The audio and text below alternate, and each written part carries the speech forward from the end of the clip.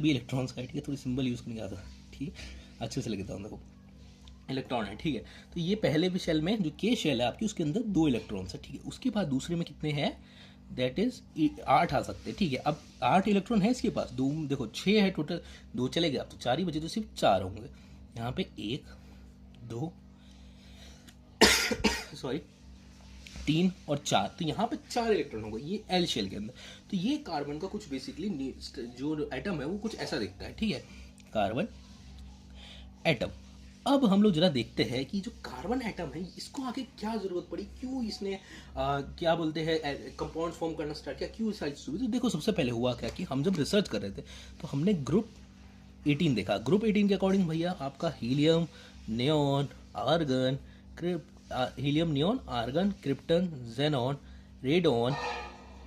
ऑर्गेनेशियम, ये जितने भी इलेक्ट्रॉन्स हैं इनके अंदर एक चीज़ देखिए यार, पहला जो हीलियम है इसके अंदर हो गए आपके पहले हीलियम तो 2 है, तो इसके पास तो सिर्फ 2 ही हुए। पर आगे जब देखोगे तो नियोन के पास जो कॉन्फ़िगरेशन होगी, नियोन का क्या है, एटॉमिक नंबर 10, तो पहले में 2 हो गए, दूसरे में कितने 8 हो सकते, तो दूसरे में 8 आ गए। तो उसके बाद फिर आर्गन का देख लो, तो पहले में आपके आर्गन का है 18, तो पहले में 2 हो गए, दूसरे में 8 हो गए, 10 हो गए, अब 8 बचे, तो अगले में 8 आ गए। अब इसका है आर्गन का दैट इज 36। अब 36 की बात हो गई तो भाई देखो पहले में 1, दूसरे में 8, 10 हो गए, 10 हो गए, उसके बाद फिर अगले में ये कितने आ सकता है, 18 आ सकते हैं, 18, अभी 10 और 10 और ये 10 हो गए और 28 हो गए, अभी 28 हो गए और उसके बाद 8 और बच गए, तो फिर 8 इसके आगे वाले शेल में, एम शेल का अगर हम लोग फाइंड आउट करें यहाँ पर, एन शेल का फाइंड आउट करते हैं, एन जो होगा दैट इज 2 और यहाँ पर 4 का होल स्क्वायर दैट इज 16 का square that is 2 multiply by